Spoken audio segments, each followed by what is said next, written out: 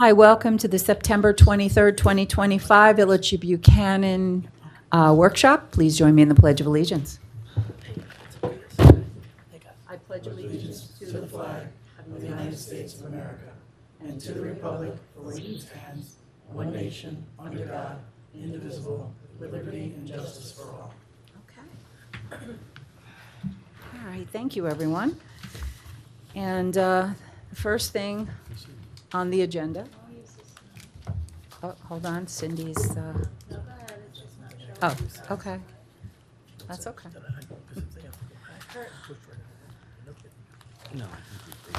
Okay, so the first thing on our discussion list is the comprehensive plan. With us this evening, we have David Smith, our planner, and also we've been busy, and we've touched base on the looking at the comprehensive plan for the waterfront, the 240 acres of Indian Point, and the whole waterfront area. So we'll go back to that again. And Dave, what your thoughts are on doing a comprehensive plan completely within the village with the knowledge that we're mostly built out here. So if you can kind of explain that to everyone also. Sure. So for the record, Dave Smith, planning consultant to the Village of Buchanan. Pleasure to be here again to see you all. Hope you had a great summer. So with respect to the comprehensive plan and the issues that we're going to discuss tonight, there's really two separate but related topics. One is the Village of Buchanan Comprehensive Plan, which was last adopted back in 2005. Since then, and I think you noted that the village, for the most part, is largely built out with residential neighborhoods and selected areas for commercial and industrial. And over time, particularly with the closing of Indian Point, the village looked at specific opportunities for redevelopment. And that's what led to the overlay district that you had gone through, which is part of the planning process, becomes part of the comprehensive plan. So that was an effort on behalf of the village to recognize that they needed to take some steps to foster development and redevelopment, which brings with it certain positive fiscal impacts to the village. In the interim, as well, the village has been part of the LWRP, which is the Local Waterfront Revitalization Program process with the town of Cortland.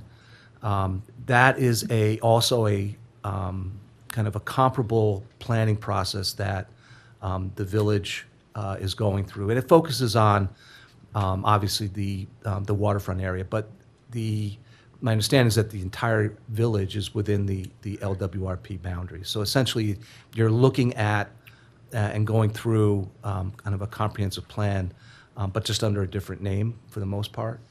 And as part of that process, there was a lot of discussion about potential reuse for certain parts of the village, particularly the waterfront area. And we're referring to the approximately 240 acres that are west of Broadway. Includes the Holtec property, includes Lens Cove, and includes the Certainty property. So the village, in my review of your comprehensive plan, I think it's well written. It has served the village well. I think, as you indicated, the village for the most part is largely built out. So with respect to providing an update to the comprehensive plan, I don't know that necessarily that the village would need to go through that entire effort. It wouldn't necessarily be something that I would recommend as a practicing planner, given my experience with the village and with the comprehensive plan and what's happening. I think you're probably better served with focusing on specific areas, just like you're doing now with the 240 acres, the M2 district. There may be other areas, and Dan, you and I had talked about this at one point, about the area to the east of Albany Post Road by White Street and the areas in the back there, which may be another potential. But that, there you're specifically focusing on one particular area. You don't necessarily need to go through and look at village-wide issues and opportunities. So that would be, I think my initial reaction is I don't think the village needs to go through the comprehensive plan update process, given the conditions. I think it's important to look at strategic areas that are subject to change, and we'll get into that in a couple minutes. So that's my initial recommendation. Going through the comprehensive plan update process can be, there's a cost involved to go through the process. There's time involved. And as an example, I've been working with the town of Newburgh on their comprehensive plan update, and we're working on, I think, our third year of going through the process. It just for that community, it just took a little bit longer to get through the process. And they have much more significant development-related issues, given their location in the metropolitan area. So if the village wants to go through the comprehensive plan update process, there is a there is a process to that. You would establish a committee. In some communities, it's the elected board, maybe supplemented by chairmen of the planning and zoning boards. It may be an all-citizen committee. It may be, it depends on how the community is looking at it. You would have to have, and you would want to have public input meetings. You would need to draft, an update to the plan. Typically, that includes updating demographics just to show the changing conditions. For instance, in the town of Newburgh, they have their population is, like many communities in the metropolitan area, their population is getting older. So part of the kind of the zoning and policy programs that they're considering is what they call age-in-place housing, making sure that there's different types of housing for all segments of the population. And that allows community members who've grown up in the community, want to stay there, have family and friends, that they have an opportunity to stay within the community. So that, as an example, that's kind of the policy discussions that came out of that. So that information would be gotten from the last census? Typically, yes, you use you could use the last census, but the census updates 10 years. fairly periodically. So you'll have some updates, but that's pretty, a reasonable source of information for getting that. And then, as part of the process, you'd have to have public hearings. An environmental review is required as part of that. And then ideally, you would have a series of implementation measures. Zoning changes are typically part of that, zoning map amendments. But I think, for the most part, switching gears a little bit to what the village has been going through with the 240 acres, you started that process, and this is just going to provide a quick recap so everybody understands where we're at. And I think you have the right approach. You initially that process came out of the LWRP, kind of the thoughts and the goals and objectives that the LWRP were expressing with respect to having an opportunity for a clean slate to look at mixed-use development, making sure that there's access to the waterfront for the public, but having a mixed-use development. And there are a number of examples up and down the Hudson where communities have repurposed and redeveloped former industrial properties or commercial properties that were on the river into successful mixed-use projects and communities. So we started off with that in mind and put together a draft. And as we presented that to the village, we were encouraged to reach out to Certainty, who's one of the major stakeholders. They've got 40-some-odd acres, I believe, on the waterfront. And one of the issues that we heard throughout this discussion was that there was a lot of wear and tear on village streets as a result of the actions that Certainty has, just their activity, because they're a 24/7 operation. They have larger vehicles and trucks that go up and down Broadway. And so we were asked to, all right, so is there a way where the village could address that particular issue? So we modified the proposed zoning for the M2, that 240 acres, to create a special permit process using the same criteria that the village already has in its code as the criteria for a special permit. And that would allow the village to evaluate what the potential impacts are from traffic and transportation. That's one of the criteria. In the subsequent meetings with Certainty, they did not like the idea of having their property rezoned as part of a special permit, even though the special permit would have allowed their particular use to continue on for the foreseeable future. And so there was a discussion, all right, well, there's other opportunities. It could be, the village could enter into a community benefits agreement with Certainty that would allow the village to recoup some of the costs associated with the wear and tear on village streets.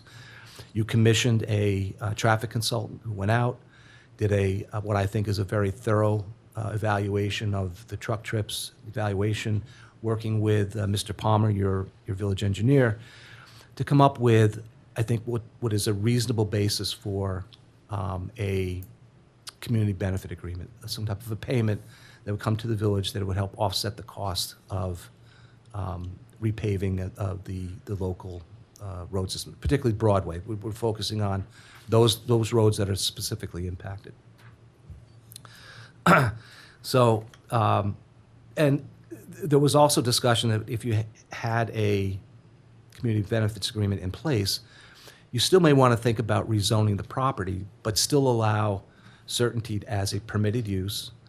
But right now, the M2 district is kind of a subset of the M1. So under permitted uses in the M2, it's all the permitted uses in the M1, which has a number of industrial type uses that I don't think you want to encourage on the waterfront in the event that Certainty left. So the thought was you could make it an M2A district that would just allow for the manufacturing of gypsum products, gypsum board. And that would allow Certainty some comfort that the zoning doesn't necessarily affect their property or their operations, and that was never in the intent of the village to begin with. And that the community benefits agreement is in place, and that provides some mitigation to the impacts. Now, recently, and I know we've had a couple of meetings with Certainty, and Stephanie has shared the community benefits agreement that came back from Certainty. And is this something we want to discuss now? No, you want to? There's been a couple of different revisions back and forth. Our Okay. last one is now in their hands, and Okay. they said they sent it to their client for review. So that's where we are. Okay, and I just want to, I'll just do a very high-level summary. What they came back with, I wouldn't necessarily recommend that the village enter into that type of an agreement with the conditions that they would like to have imposed. To me, it just doesn't make sense. No. It's your village, and I've told you this before, I don't put my head down on a pillow. My job is to help you make an informed decision, and my recommendation is that is not an agreement that, in my mind, benefits the village. So you are in a position right now with respect to moving the zoning forward of just doing away with any type of community benefit agreement and just simply rezone the property to an M2A to allow them to continue. You still have the option to move forward with creating a special permit process for the Certainty property. And I feel comfortable that, even though I suspect that they would probably litigate that type of decision, but I think you are certainly within your rights as a home rule community to rezone property as you see the benefits to the village residents. A special permit would not, in my opinion, would not be a detriment to the operation at all. It would not require that Certainteed shut down. It just means that Certainteed has to, and the village need to review the special permit criteria. And I think when you do that, particularly with respect to traffic, that's where you have an opportunity to, again, recoup some of the costs associated with the wear and tear on village streets. So we did have, getting back to the larger 240 acres, we did have a meeting with Holtec. They're still evaluating how they would like to redevelop certain portions of their property. I think everybody is most keenly interested in the northern portion, which butts up against Lens Cove, where that's probably the most realistic opportunity for some redevelopment. There are some limitations, and Holtec was going to get back to us with respect to there's a required buffer because of the storage of the materials on the Holtec site. But that's an opportunity. And then there, again, I guess there's some back and forth about the whole decommissioning process and whether you could kind of leave the hole in the donut with the existing M2 and allow for the peaceful use of atomic energy as just something to remain, at least in the near future. But then the outlying portions could be rezoned for, we talked about at one point, again, this mixed-use concept. There are other opportunities. Data center has been raised as one of the issues, one of the potential redevelopment uses. A lot of that depends on the availability of available energy, because those facilities use a tremendous amount. And so that's kind of where we're at right now. The zoning is in place. You've initiated the seeker, that's the State Environmental Quality Review process. You are the lead agency right now under seeker, so you're coordinating the environmental review. But the next step is really to come to some agreement, or at least come to some conclusion as to how you want to move the zoning forward with respect to, I think, the Certainteed issue, and again, with the whole, whether you want to leave some remaining space for Holtec to remain with the existing plant, and then rezone around that. So I'm looking for direction from you. I can move as quickly as you'd like, but that's kind of an overview of kind of the comprehensive plan process and where you are with respect to the rezoning on the west side of Broadway. So the most talked about was the northern area next to Lens Cove. Yes. That's been in discussion for a while, and yes, I know Holtec is going to be doing surveying over there so they can see how much they can release potentially, when they're ready to release. Because I know, we all know there's a buffer because of the spent fuel cask. So I think that would probably be the easiest one to start to discuss, is that. I think the board is in agreement for the future to allow them to maintain the right to have peaceful use of atomic energy. And then the lower section, the southern section next to Certainteed, if you want to break it up like that, Right. is, I don't know, that's a little bit trickier over there because it's next to an industrial site. There are, my understanding, I don't live there, so I don't know, but there is noise that does come out of there when the gravel is delivered from the ships. So that probably wouldn't be a prime area for housing or something like that. So that might be more, and I know that was brought up about the data center. I understand they went to New York State independent operators, which tells you what the supply of electricity is, and my understanding is that there was enough electricity. So it's kind of up to the board if that's a use that, you know, they're thinking is appropriate for that area.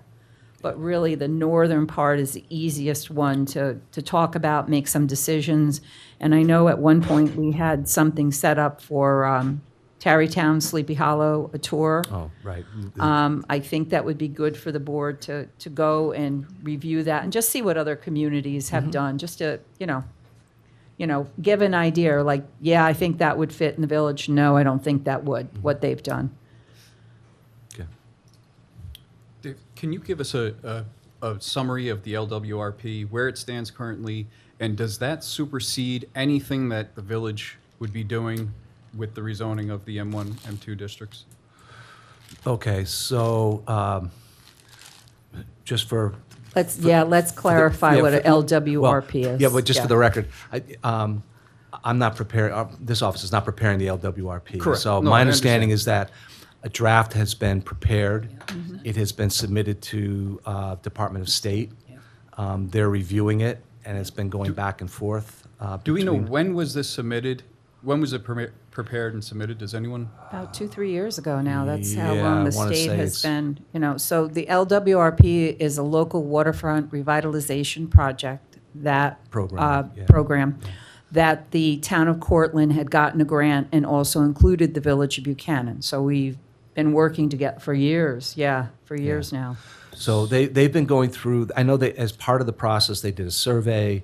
They've done a lot of drafting of the text.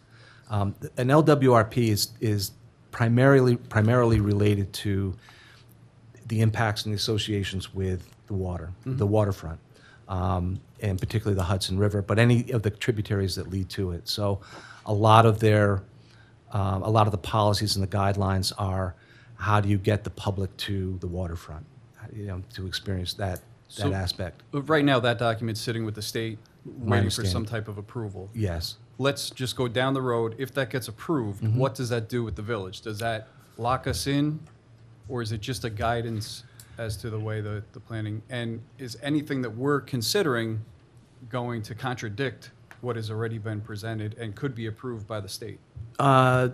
So as part of this process, we did review the proposed zoning, including the ability to keep certainty at their present location. Nothing in the zoning, in my opinion, would run counter to what I've seen in the LWRP, would all be consistent. The certaintied use is I'm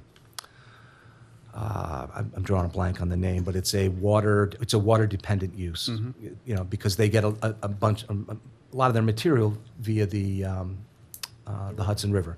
So I think so nobody's saying that they need to leave, and I think that as a water-dependent use, that's certainly part of the LWRP policies and planning. I just want to make sure that whatever we decide as a village doesn't get negated by whatever's going to happen at the state level with the LWRP. Yeah, no, Or that we're duplicating our efforts. right, 100%, and I think that's that's the lens that we've reviewed the proposed zoning, is that to make sure that it's consistent with kind of the policies and guidelines in the LWRP.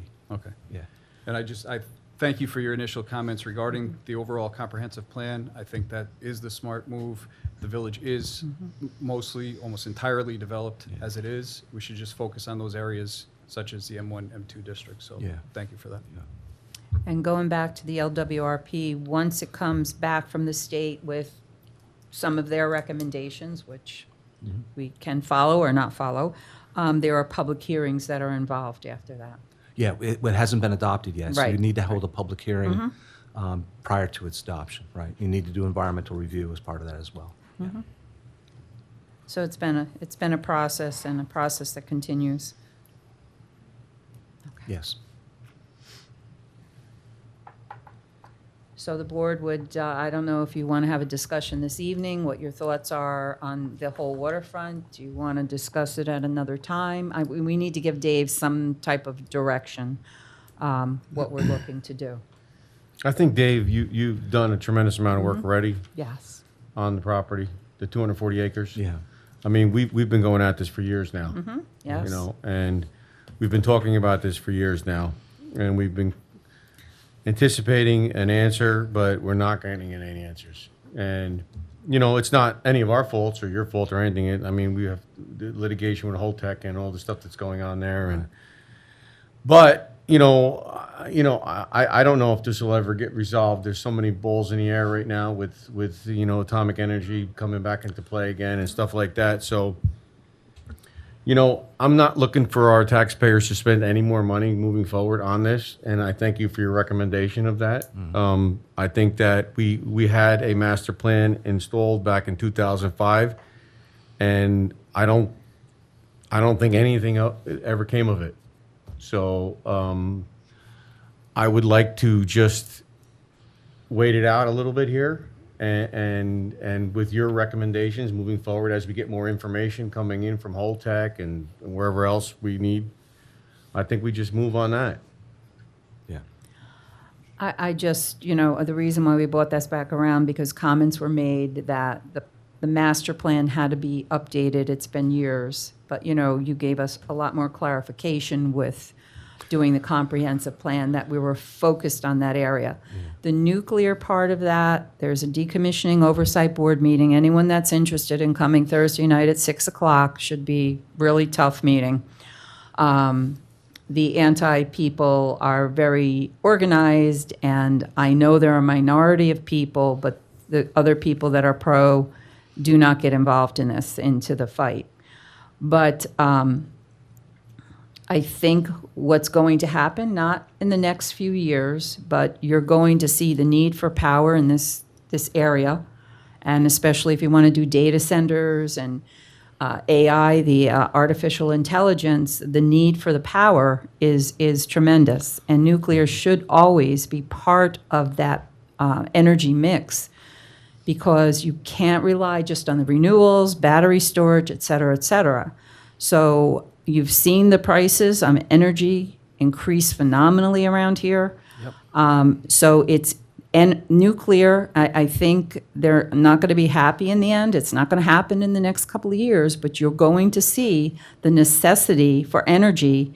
And I think people are going to have to, you know, understand how important it is. And at least nuclear is base energy. So you're not worrying about the weather or anything like that. So there's going to be things happening in the next couple of years. Yes, would that have been great for them to retool that plant and get that plant up and running quicker than the small modular reactors, which are coming commercially live in 2030. So you see the pushback, but I think in the end, people are going to see that they need that power. So we can't rely on power running from Canada, these lines running from Canada, which is not going to help us. Those are going into Astoria, Queens. So that's going into the city. So you see more and more dependence on electric. You know, the world has changed since the closure announcement, 2017. Very different world. So what's happening is now doing away with gas energy in houses, well, you have to rely on electric.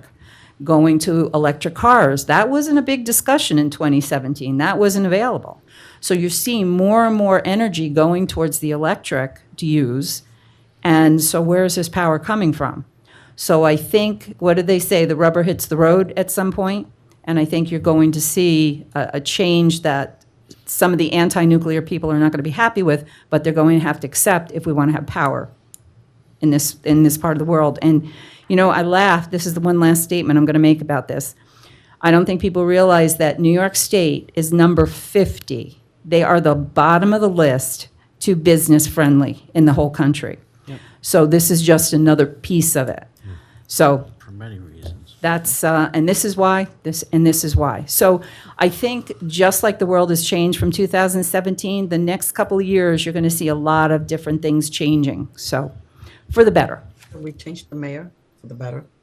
I'm sorry? Did somebody say something? I'm sorry. I didn't. Okay, we'll see what happens. Okay, Dave, thank you. So what is the board's thoughts on this? Do you want to move forward, or do you want to just table this for now? The I'd like to comprehensive table plan. it. I think you just gave a why we should wait. All the information's on its way out, and that's what we should wait for. But what about the northern end? There's two separate ends that we can I think we should split wait up. for that too. Yeah, I mean, until that parcel is released, there's really nothing further for the village to do. So it almost is the benefit just to wait. Yeah, again, the zoning is basically teed up.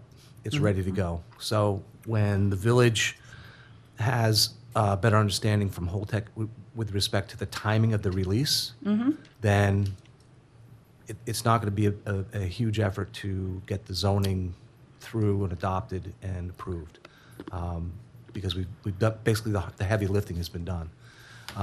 In the interim, again, we'll work with Stephanie and with Marcus to see if we can come to some better agreement on the community benefit agreement. That's more in keeping, I think, with protecting the village. I think at the last meeting, I know you weren't here, Dave, I think we've reached an impasse on that. So, but we'll see, you know, Yeah. balls in Well, their court. You We'll see still where have we go. options. You still have options. All right. So Dan, what are your thoughts on moving forward with? Yeah, I mean, I don't see, there's too many uncertainties right now. I think we should hold tight a little bit. You know, my main concern was knowing that, you know, we had a master plan from 2005 that, you know, people were saying wasn't up to date, and it needs to be up to date within a certain amount of years. But, you know, Well, I just wanted to clarify. So as part of the rezoning effort for the 240 acres, there is included as part of that package an update to the comprehensive plan, but it specifically relates to that area. that area, so you would That's it. just do an addendum to the existing. Just Exactly, like you did with that's the it. C1, C2 Right. overlay. Right, exactly. That's the way to That's go, it. is just do the addendums to what's already existing. And regarding the zoning for the M1, M2, I mean, we could simply take a table of permitted uses from another municipality, such as Sleepy Hollow or Tarrytown, and look at what those permitted uses are, and kind of piggyback off of that and pick and choose. I mean, Yes, if you look at the draft that we prepared, that's kind of what we did, is we looked at Sleepy Hollow, we looked at a number of other waterfront communities and included those types of uses that I think came up out of the discussions with the public, what they'd like to see for redevelopment. But I think Holtec has to be a little more forthcoming too, and let us know what their intent is up there. Like, are they serious about these data centers? I think they are. You know, I know Marcus, So- Bob Wheeler and I had met with them a couple years ago now, and they were very serious about it, and they went to NISO to ask if there was power that was available before they proceeded any further. Right, so, but right now, a data center isn't a permitted use. Correct. No, So they would correct, have to yeah. come to Right. you to petition to get a zone change. Right. Okay. So, Right. nothing, they can't do Right. anything without coming to you first. Correct, yes. But it's pretty much plug and play, like you said. You just do an addendum. And Yes. Okay, all right, so we will leave the comprehensive plan for the waterfront as is. Okay, good. Okay. thank you, Dave. You're welcome. Thanks, David. Any other questions for Dave while we have him here? No? We're good? Okay. All right, so the next thing on the agenda, thank you, Dave, have a Thank good you. Have a night. good Thank you, David. We'll see you again. So the next is, I know trustee Stewart brought this up. Buchanan's centennial is going to be on June 19th, 2028. So we're about two and a half years out for that. But Dan wanted to organize a committee to get talking about that. And we have some of the committee members with us tonight, Judy Lasasso, and who else in the audience is Karen Outhouse, John Bell. John Bell, and Karen Boyle. So, oh, and Cindy, and what about Sharon? Eileen. Oh, Eileen, sorry, Eileen Addison, sorry. So going back for the 90th, we did a 90th birthday. So I'll just tell you kind of what we did. We had a picnic, we had a parade. So just kind of interested in everybody's thoughts on what to do.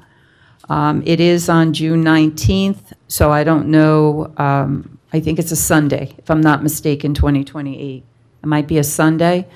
So, so the decisions have to be made, what day is it celebrated, and what kind of events will happen with that. Dan, since you brought this up, what are your thoughts, or do you want me to throw it out to the audience and see what the committee is thinking about doing? Well, I spoke with John quickly, and John said he's on a committee with the school district, I believe you said, right, John? And he said, you know, they're collaborating a lot of really good ideas, but they're very organized.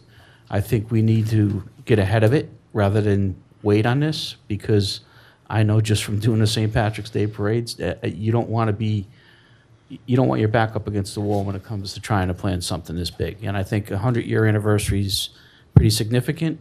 My vision is something fairly substantial. That's what I say. I'd love to see fireworks. I'd love to see live music. I'd love to see, you know, I'd love to see a lot of things. But I think we need to start getting together and collaborating on what the vision is.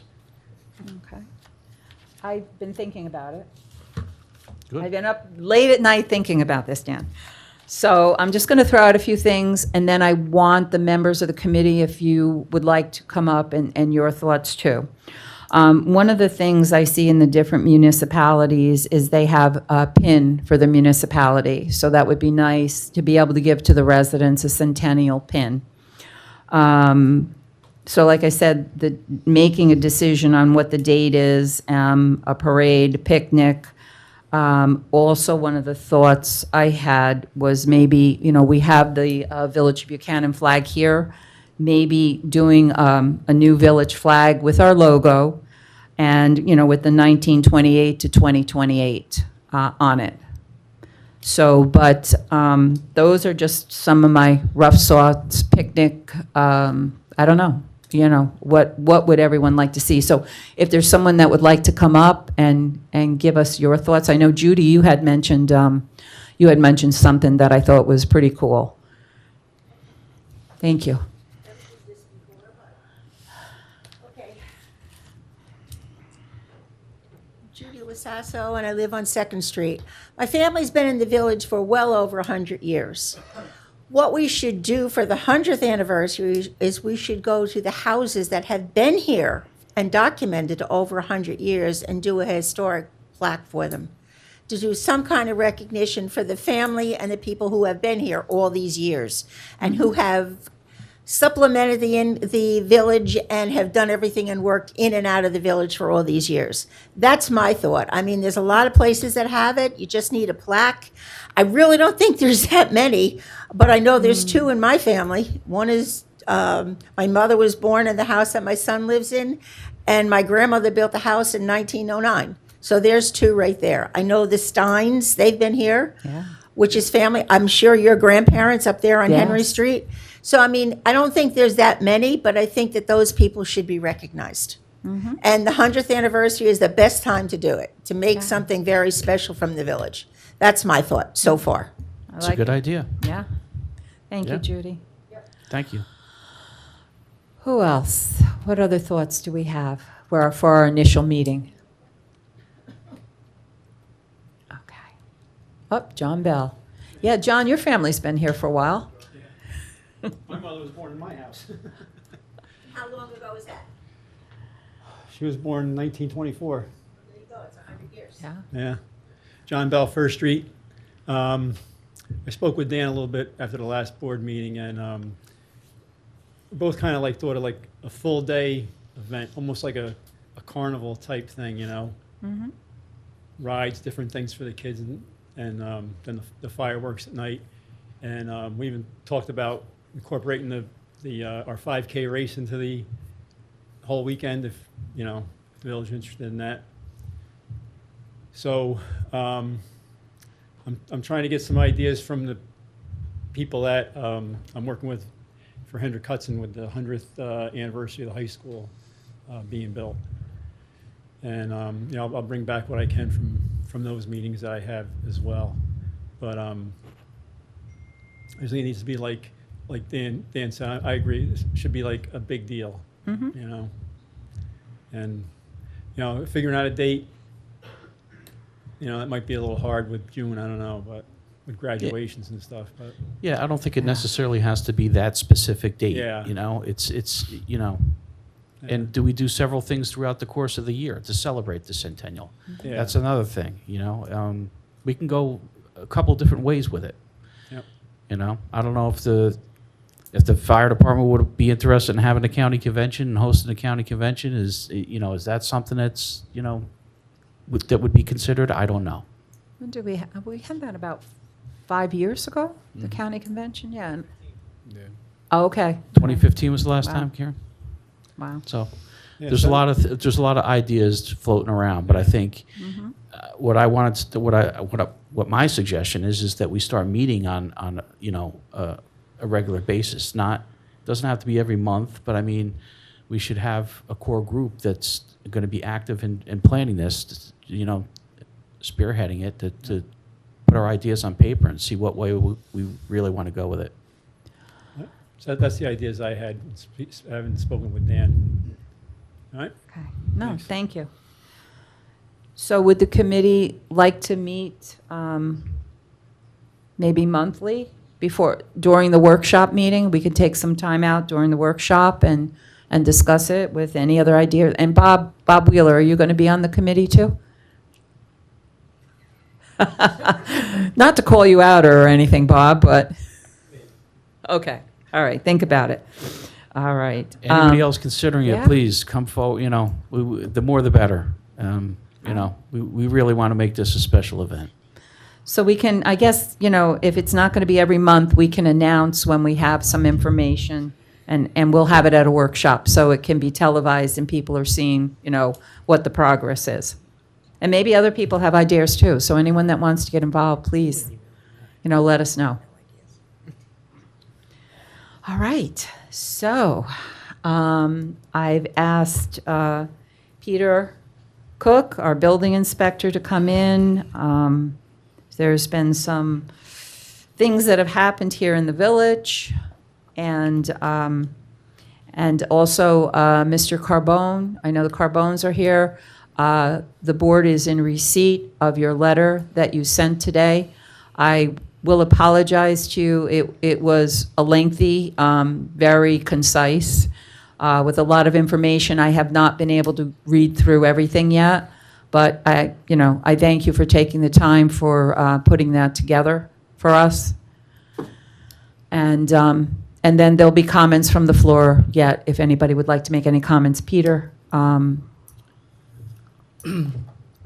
Yes, I received a few complaints after last weekend Speak up. in Yeah. relation to the 3106 Albany Post Road project for Gallon Measure. Oh, you can't hear. Peter, yeah, just put the microphone closer. I'm sorry. I know mine is like right up to my mouth. It's, The original site plan approval was August 22nd, and it had taken quite some time to get to that point with DOT approval and drainage and the variances that were needed for the side building and the property coverage. There was a lot of effort went into the site plan approval.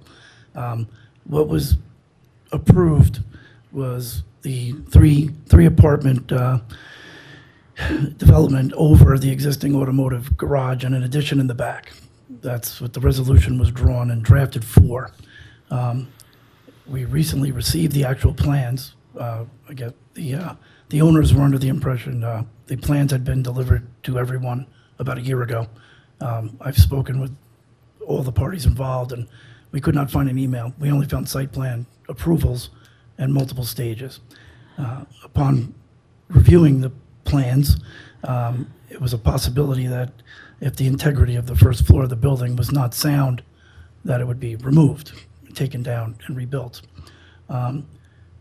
Unfortunately, that was not part of the original approval for the site plan. A demolition permit would have been required. The building has been taken down, and I just want to make everyone aware of this because it wasn't what the original approval was for. so what was the original approval. So the original approval was to put 3 apartments over The existing their first floor existing structure. automotive repair center. Okay, so, yeah, there, because I was at a few of the meetings, because I was dealing with something else. So 3 apartments were approved over their existing The business. existing first floor. Okay, A variance was required for the first floor to stay in the location that it was due to a slight encroachment issue into the village right-of-way.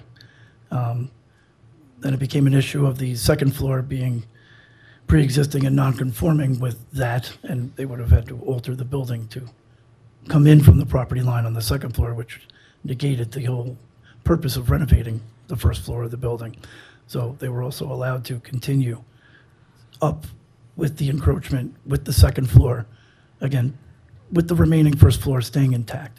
okay. Again, unfortunately, the building has, once they started dismantling it, the rest of the building came down, and now it has to be rebuilt.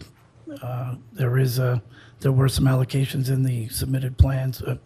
The plans that were drawn a year ago were not delivered to my attention until about 2.5 weeks ago. So the building plans? Yes, Not the site plan, the building plans were, they said they had submitted them to you? Yes, everyone, Okay, I'm just trying to understand. the that's all. owners thought that that had been sent as a mass email with everything in one shot, but no one could find it. I can't find it. So I had asked the owner for a copy of the plans, which he dropped off. The other inspector, Brian Cook, and I reviewed the plans and went through it quickly, and just saw there was a couple of structural issues, no big deal, but there was no, part of the site plan approval is whatever's being presented to the village for that project. And in there, it was more of a possibility of taking the first floor down, but that was never, had not been discussed with myself or the board. So I just, they don't match. I just, I don't know So where- the site plan, I'm just trying to Approval. understand the site plan approval included using the original building? Yes, Okay. and So you don't have any plans showing demo No. and reconstruction? the plan that was delivered showed the removal of a first floor if need be, but it And was who never was to discussed. determine the integrity of the structure? That was not specified in the plan either. It was more like a verify and field type scenario, from what I see. But the approval of the site plan, if the building were to have to come down, a demolition permit would have had to been received, and there was a variance given for the building and its location. So we weren't trying to, I would like to see the building be put up where it is, because it was already in the process, it was approved, it doesn't match the original resolution, and I just want to put it on record that they don't match. And I don't know what the next steps would be to have the planning board approve that, and continue on the way it is, or not. I don't know what the options are at this point to do with it. I don't want to have to stop the project because it doesn't match what was approved. So under code, and I have to use the code, it's a violation of the approved resolution because it didn't mention the removal of the building in its entirety after the variances were given. So that's where this is. I just don't know how to proceed forward with this. Do you have any recommendations? As a building contractor, I would feel that the integrity of the first floor would be not decent enough to support correctly because of the time frame of when it was built. There's no dura wall between the blocks, the drainage. So it'll be a much better building starting from scratch. I just want to make it known that it wasn't what the approval was for, and I would like to see the building go up as is, because and the plans are now in hand, showing the rebuilding ability of that foundation and footings. So I didn't know what direction to go So- in. Yeah, so wouldn't the new plans have to be approved by, Well, the plan set was dated from 11 of 24. oh, okay. Okay, so the plan, but it was never submitted, so to say. That it I'm was trying received. to figure this shit. I'm Yeah, I know, that's trying why to I'm asking trying to figure questions, this out. too. I'm trying to understand. Yeah, Peter's, we'll go back to Yeah. you, and then I know Eileen had her I'm hand Henry up. Gallagher. That used to be our family's building. If that was not permitted to be destructed, you got a stop order on it right away. Okay? My name is Henry Gallagher. I know. And I'm speaking for my sister Patricia Lang, who's on oxygen. It's a dusty job up there, and it worked all weekend long, and you weren't there to see it. Somebody needs to be up there watching that destruction. I've been in construction my whole life. It's a disgrace. My sister's on oxygen. They should put a fence up so dust doesn't go into that house. I just want to put that as a point of my sister's life is in danger. And that's why I came here tonight. And I hope you all understand what I'm talking about. Does anybody check the air quality? There was asbestos in that building. I know it. But I want somebody to check it to see if there is asbestos. Okay? Thank you very much. I worry about my sister's life. Yeah, thank you, Harry. So that's where the problem is, because if there was a demo permit, then there would have There is no been, permit, then it should stop work immediately. I've No. been in construction business my whole life. Put a sign up, you can't do no more work. It needs to be done. so no demo permit. No demo permit, you don't even have a permit for construction either. You're telling me you don't even have drawings. No. I don't understand what's going on here in the building. So You have they- drawings, Peter? I have a drawing We have right here drawings. Yes. of the building. I don't know if you know this. This is all proposed. Is this what you got? I've got a full set of stamp plans. Yes. This is a proposed drawing, and none of this is being done. You're supposed to be building on top of the building that's there. And it's gone over the weekend. It's not correct. I got the drawing right here, and this was given to me. Do you know why the building came down? Have you had any There was nothing conversations? wrong with the building.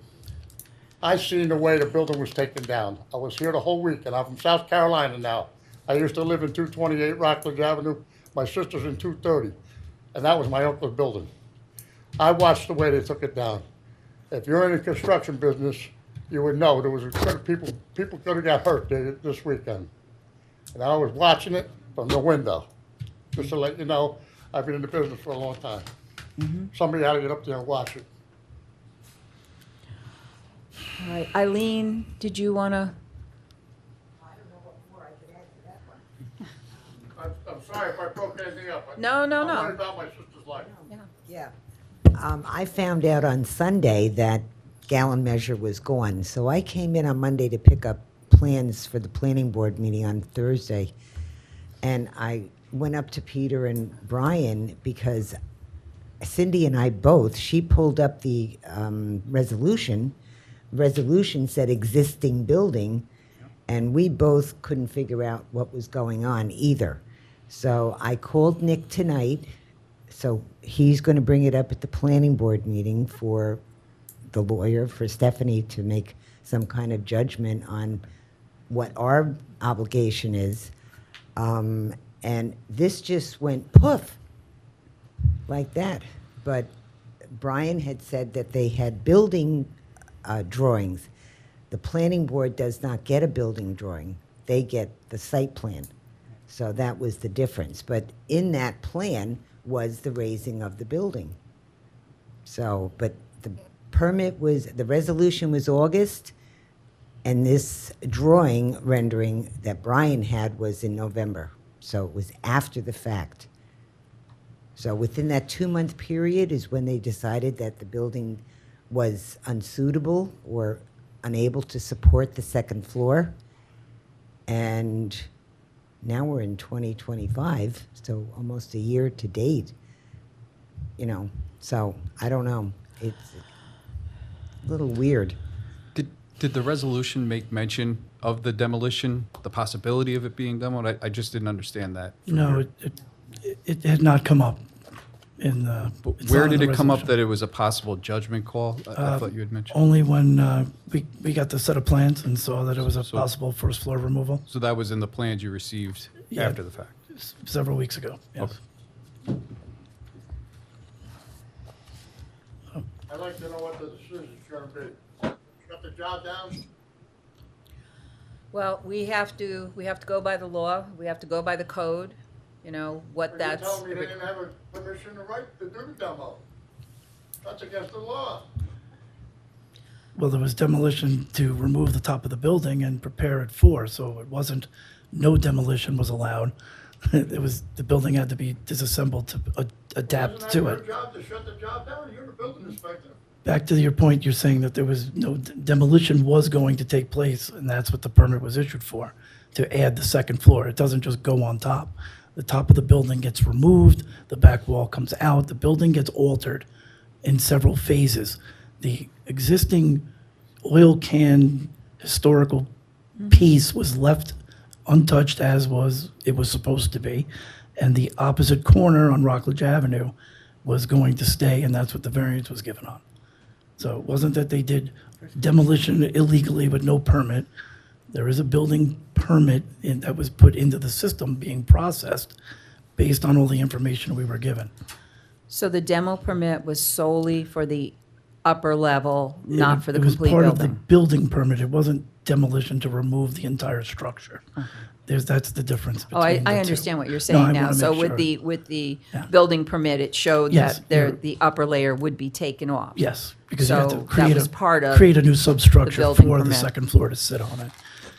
I guess it was, So a building permit was issued, the building permit was in the system and was processed. this process? Yes, Based on the planning board's, the Yes. site plan, based on the site plan approval. but not on the building plans because you had not received those? We had not actually received the plans. Everyone assumed we had, and when the owner came in to get the permit, I said, I've gone through, I don't have a set of plans. No, you received them. We went through the emails. I called, no, I can't find them in any email to myself or Brian or others. Hence Eileen also did not see the building plans. But again, normally that it's not a requirement of the site plan approval. Right. Just the elevations to show what the structure looks like, its placement, its parameters, its corners. That's what, part of the site plan. So they don't really get to see the building plans, per se. But again, is what was approved and the building that it is should move forward. Excuse me, with the demolition, are they supposed to demo the floor? The second floor had to be redesigned I'm on talking the about the plans. basement, the floor of the garage. Is that supposed to have been removed with the pistons in it? Well, there's, I seen it. I was right there. I watched it.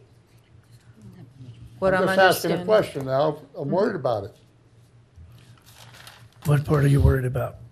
The pistons coming out of the concrete floor, And was that allowed? Was that part of the demo? it was an interior renovations, whatever was part of the first floor that had to be taken out was coming out. It's first floor interior renovation, second floor addition, and rear addition. So whatever was on the first floor that had to be relocated, moved, or taken out was taken out. You don't need a specific permit to remove the in-ground lift piston assembly when you're putting above-grade floor lifts now that you're building a new building.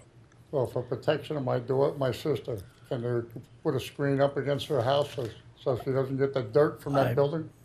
I had a long conversation with your sister about everything that was going on. She had called. Well, I just seen my Yeah. sister today go home to oxygen again. And we've asked them down there to not start the diesel engines next to her house. We've asked them. Yep, I did ask them that Okay? also. And they That was have. last week. They have moved the diesel. They told me they would. They did. Yeah. But I just want to tell you, the dust is no good for her either. And they're only 5 feet away from her house. I worry about her health. All right, Thank you. no problem. So kind of in summation, the site plan that was approved is changed now. Because the site plan showed that the original building would still be there, The first floor. the first Yes. floor. So now the site plan is changed because there's no first floor. The footprint's still the same? The footprint is the same. That's, yes, thank you for clarifying that. The footprint is not being altered. It's not being made bigger or anything outside the approved site plan. It's And- just, And there's no demo permit for what they did the rest of taking the whole building down. So to me, you know, it's unfortunate, but I don't know what the code says, and you and the attorney would be really the experts on what the next steps are. I don't know. You know, we have to follow the code. So I'd like to see them do their project, but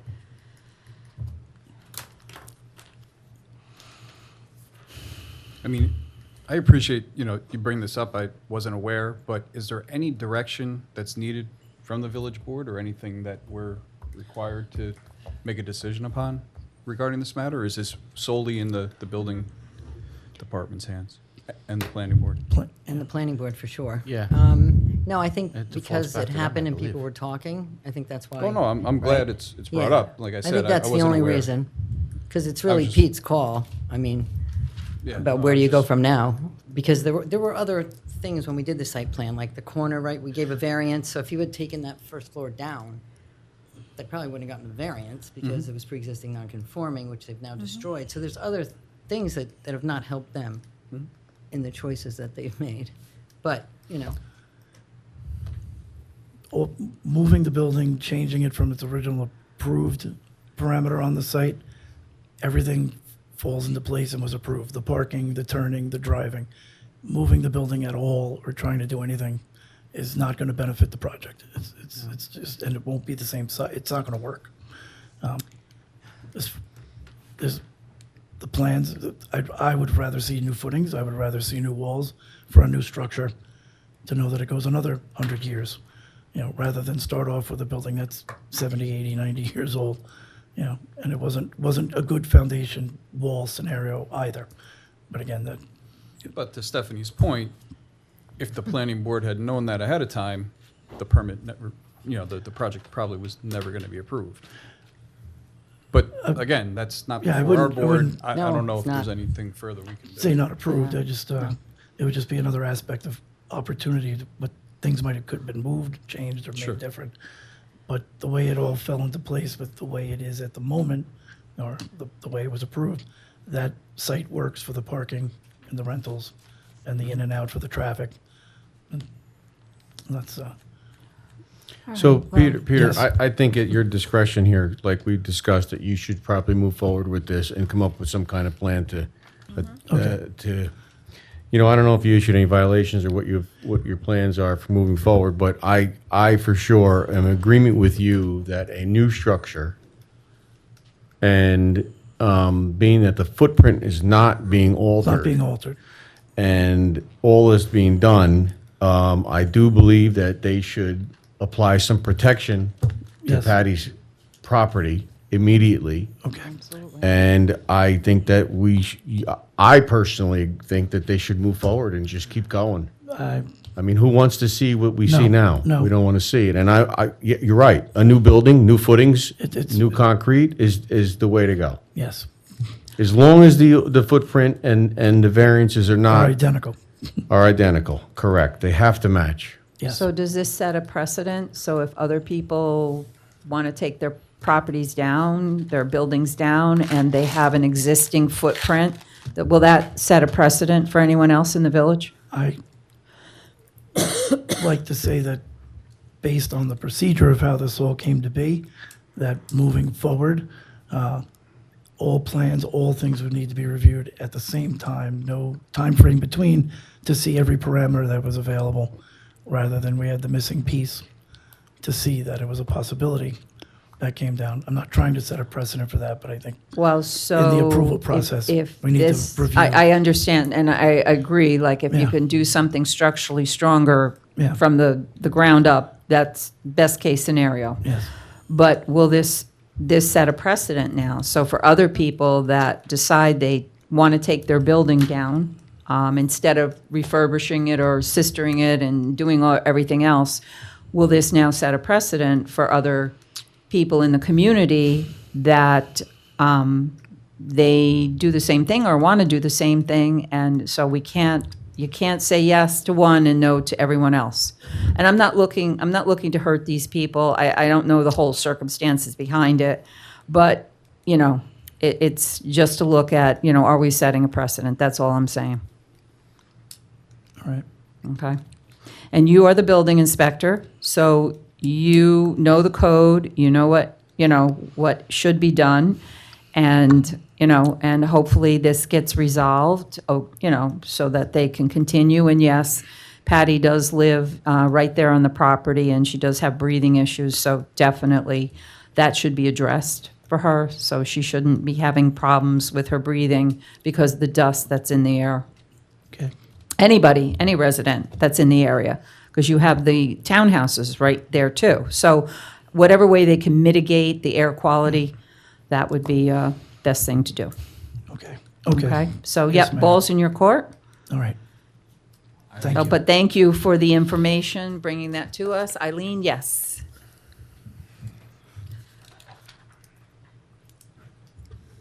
The ball may be in his court, but I'd like a stop for at least 2 days until we meet at the planning board. I agree. Is this a precedent? And that is what I said to Nick. Is there going to be a protocol in place that has to be spoken with the attorney and possibly the building inspector? I don't know. But I would like a stop right now. Mitigate the dust, whatever can help Patty and the apartments, the townhouses, at least until Friday morning. At least until we meet at the planning board on Thursday night and And what are you speak going with to come up with Stephanie. on Thursday night? Thursday night is a planning I know, board but meeting. what are you going to come up with at the planning board meeting that's going to change Well, I anything? don't know, but I would like to be able to, there's 4 people on the board that we will all have questions for, and we want to put that to Stephanie. And the minute we find out and there's a go, 1 day is not going to kill, or 2 days No, I don't is even not going to think, kill. I don't think they're you know. even working there. I don't know what, there's nothing left to do. It's No, on the ground. I went there on I mean, I- Monday, and they were they were finishing up demolishing, but there was dirt on the ground. I mean, they'd pretty much torn down everything and removed it. So, but that's what I would like done, is just to hold off 2 days before they start reconstructing a building. And then as soon as we finish with our planning board meeting, we can shoot Peter a text or whatever, and then he can tell them in the morning. But you need to be safeguarded just in case this happens again, because that was my first thought. All right, thanks, Eileen. Thanks, Eileen. All right, anything else for Peter? No, we're good? All right, Peter, thanks for bringing that to the board and explaining what happened, because there have been you. questions, so, Thank you. thank you. Okay, so I just have a few things this evening. On Sunday, September 28th, if you have not already signed up, 11 to 3, Montrose Firehouse or Cortland Engine Company, they are having the Stop the Bleed training. Anyone interested, please contact Mike Reiki. And then also in October, there'll be another training over at Cortland Ambulance. On October 4th is the town's Family Fun Day from 3 to 7 by the Rec Center. And also would like to thank Brett and Tracy Hockren.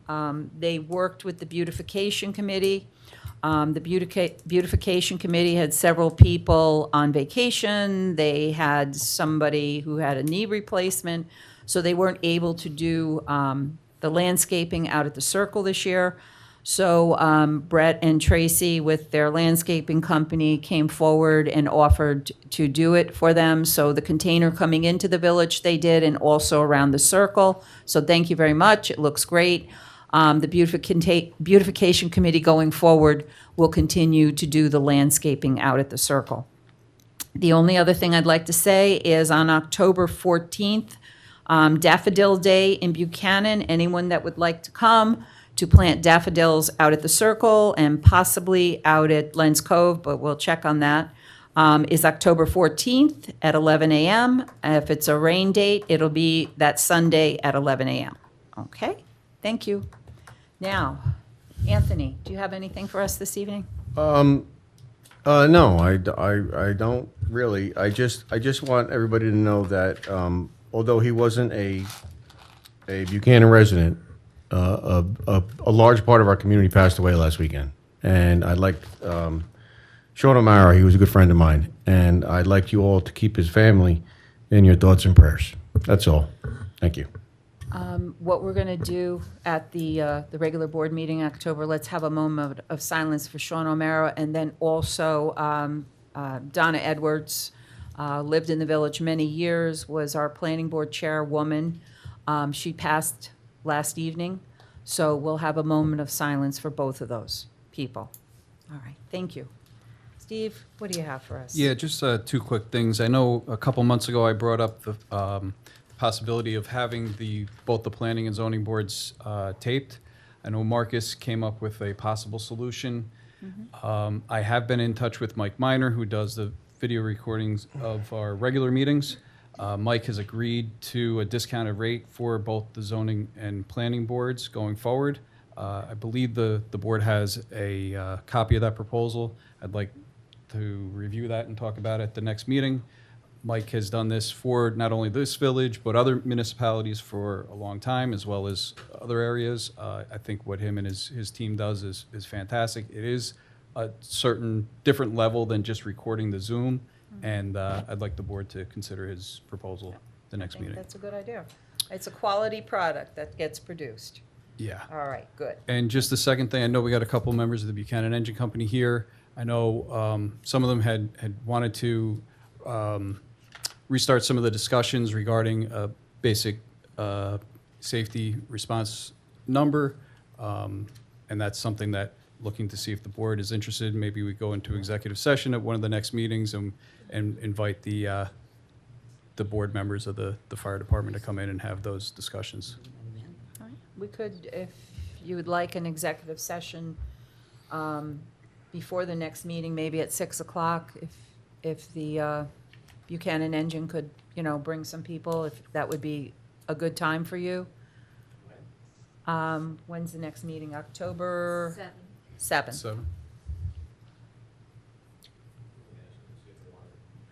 All right, yeah, get back to us, let us know. Okay, thank you. and that's all I have. Okay, thank you. Dan, what do you have? Just a couple things. The employee handbook, I thought are we ready to move forward on that with a resolution? Has everybody reviewed it? Can we finally adopt this thing and put it into play?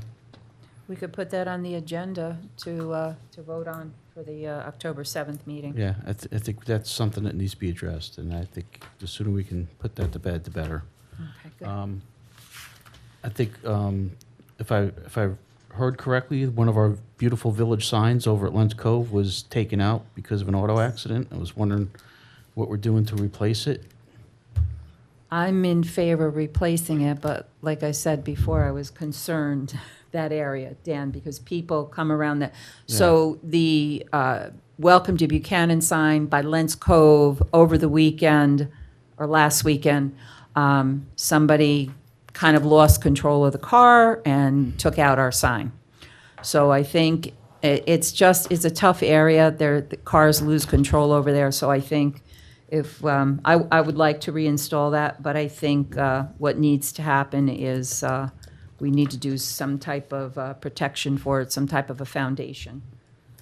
Okay. Because it's almost like a magnet for people, that area, I don't know. And then what about the one sign that we were going to replace at the end of Tate by Rich Function's house? So what the highway department did, if you look on top of the speed sign, they put a Village of Buchanan Okay. sign. So, I mean, all the board members, please look at that. Yeah, If I you're didn't get a chance to okay go with down that, there. that would be good. Yeah, but I'm for replacing that sign. Okay, good. Of Lens Cove. Maybe we just rethink how we place it, where we put it, and Some type of a Maybe barrier, I maybe think. build some kind of structure like they did out with the flower beds out of concrete. You know. Yeah, that would look nice. So All right, good. that's all I had, Mayor. Thank you. And I would just like to take one more minute before we do comments from the floor. Our administrator has been on vacation for the last couple of weeks. And there were some things that happened, but I was so proud and so impressed with our employees. We had a situation over at the sewer treatment plant where our transformer, it's a three-phase transformer, one of the phases went down. We were on generator power, which is kind of scary just to have one form of power. I got a call from Todd Travis, who was our operator over there. He was phenomenal. He got right on finding an electrician. This guy, this is what he does, is transmission poles. And I was so impressed at the speed of what happened. I contacted Con Ed with my contacts. Todd was on top of that. The contractor we had, by the time, it just happened so quickly that he was already going down to Eastview, where Con Edison has all their storage, picking up the transformer and coming up and repairing the transformer. So it was an emergency situation. It's nothing to play with, because if the generator went down, we were in, as they say, deep doo-doo over there. So I was impressed how that was handled with that. And then we also had a water main break on one of the projects we were doing on Church Street, the road work.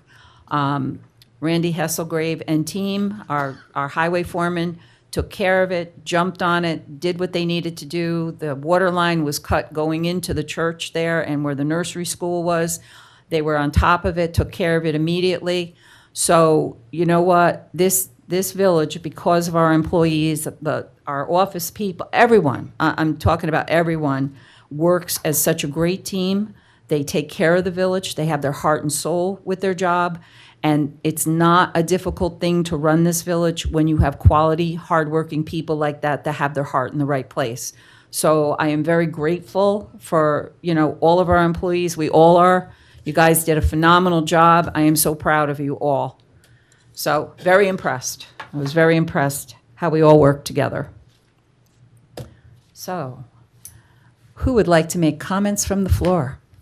Oh, and also Trustee Baez had a death in the family. She's not here this evening. Oh, is she on Zoom? Okay. I didn't see you on Zoom, Awilda. Hi. Hi, it's okay. Can you guys hear me? I can hear you. I can't see you, but I can hear you. Yeah, you don't want to see me. Not the way I live. But hi to everyone. All right. Hi. Thoughts and prayers are with you, Awilda. Thank you. Thank you, guys. It's been a long week. I appreciate it. Comments from the floor? Anyone? No? Okay. All right. So if there are no further comments from the floor, I'd like to make a motion to close the meeting. Can I have a second? Second. All in favor? Aye. All right. Thanks, everyone. Have a great Buchanan Day.